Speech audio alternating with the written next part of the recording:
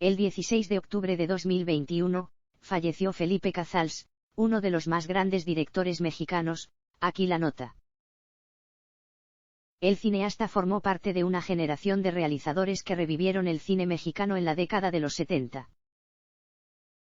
Justo cuando nuestra filmografía atravesaba un periodo complicado en la que el Estado intervino casi en su totalidad en la producción cinematográfica en el país. Felipe Cazals nació el 28 de julio de 1937 y siempre fue amante del cine. A los pocos días de haber entrado a la carrera de medicina, decidió que quería dedicarse al séptimo arte, por lo que tramitó una beca para estudiar en el prestigioso Instituto de Altos Estudios de Cinematografía en París. No terminó sus estudios, pues decidió regresar a México para incorporarse en la producción del programa La Hora de Bellas Artes, donde dio su primer salto formal con un par de cortometrajes titulados Que se callen y Leonora Carrington o El sortilegio irónico, ambos realizados entre 1965 y 1966. Al cierre de la década de los 60, Cazals fundó el grupo conocido como Cine Independiente de México junto a Arturo Ripstein, Rafael Castanhedo y Pedro Fernández Miret. El objetivo era impulsar el cine experimental en el país, y como parte de esta asociación, realiza sus primeros dos filmes documentales titulados La manzana de la discordia y Familiaridades.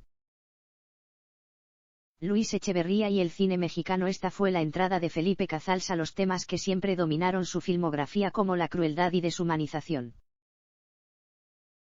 Los 70 fueron la década cumbre para el cineasta mexicano, un periodo bastante irónico y confuso a partir de que realizó sus más grandes obras a la par de que el gobierno asumía un control total de la industria.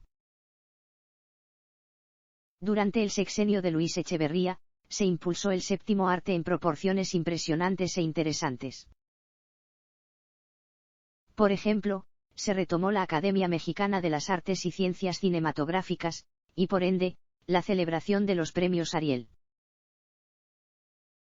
También se inauguró la Cineteca Nacional en los estudios Churubusco y se creó el Centro de Capacitación Cinematográfica.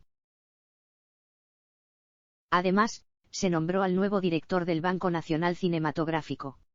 Se trató de Rodolfo Echeverría, hermano del presidente de México, que años antes participó en varias producciones de la época de oro bajo el nombre de Rodolfo Anda. Como buen actor, decía Cazals, puso por encima los intereses cinematográficos antes que las narrativas que el Estado buscaría imponer. Fue así como se impulsó el trabajo de nuevos directores con filmes que respondían, en palabras del mismo Cazals, a un cine distinto que exigiera cuentas a las autoridades. El director decía que el cine romantizado de la época de oro ya no era posible en aquella época. La trilogía de Felipe Cazals de 1971 a 1973, trabajó en El jardín de la tía Isabel y aquellos años a los que se le suma el documental Los que viven donde sopla el viento suave sobre los Seras en Sonora. Pero fue hasta 1975 y 76, que dirigió tres de las películas más determinantes no solo de su filmografía, sino del cine nacional. Estas películas de paquete, se realizaron con un presupuesto conformado por lana del gobierno y los intelectuales y realizadores de la época. Estos aportaban capital de su bolsillo en busca de revivir el cine en México. Canoa. La primera fue Canoa, memoria de un hecho vergonzoso, con un guión de Cazals junto a Tomás Pérez Turrent, quien debutaba como guionista a partir de los sucesos investigados por él mismo. Canoa nos muestra a un grupo de trabajadores que en 1968, pidieron asilo en San Miguel Canoa, Puebla. Al ser confundidos con comunistas, y alimentados por la influencia del padre de la localidad, son linchados por los habitantes del pueblo.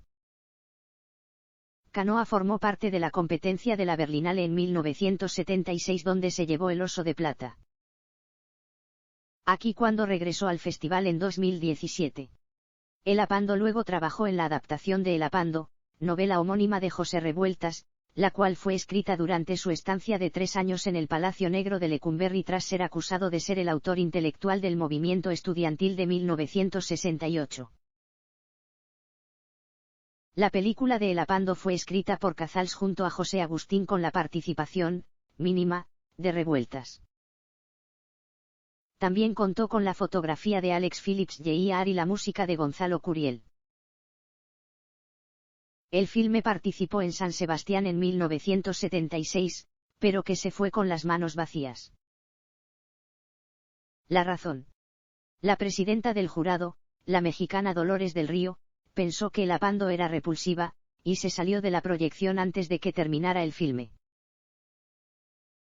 Las Poquianchis. La tercera fue Las Poquianchis, una crónica sobre el origen del grupo conformado por las hermanas González Valenzuela, quienes dirigieron una red de prostitución y trata en varias partes del país. Al momento de su captura, fueron acusadas también de torturar y asesinar a cientos de hombres, mujeres y niños. Entre sus víctimas estaban niñas que a partir de los 13 años, eran secuestradas para explotarlas sexualmente.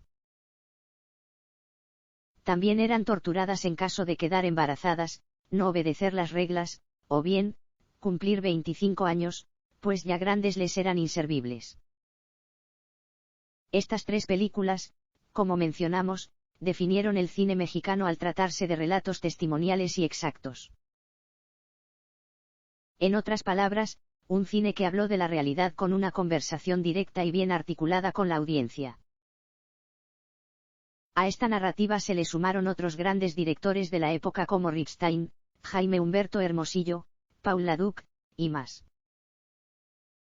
La época del Ariel Felipe Casals continuó con su trabajo fílmico con La Güera Rodríguez de 1977 y El año de la peste de 1979, cuyo guión corrió a cargo de Juan Arturo Brennan y Gabriel García Márquez.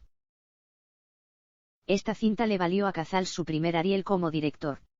En 1982 filmó Bajo la metralla, título que le dio su segundo Ariel por su trabajo en la dirección. En 1985 dirigió Los motivos de la luz, una de sus obras más conocidas sobre el caso de Elvira Luz Cruz, sentenciada a 40 años de prisión por el supuesto asesinato de sus 4 hijos. Los motivos de la luz le valió la Concha de Plata en San Sebastián.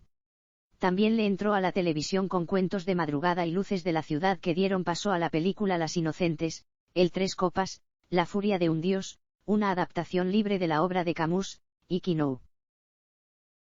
El retiro de 10 años de Casals fue así como a principios de los 90, el director mexicano anunció su retiro del cine. Pero no fue definitivo, Casals regresaba 10 años después con Su Alteza Serenísima de entrada al 2001.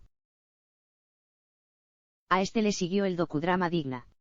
Hasta el último aliento, Las vueltas de Citrillo, Chico Grande, y por último, Ciudadano Buelna de 2012.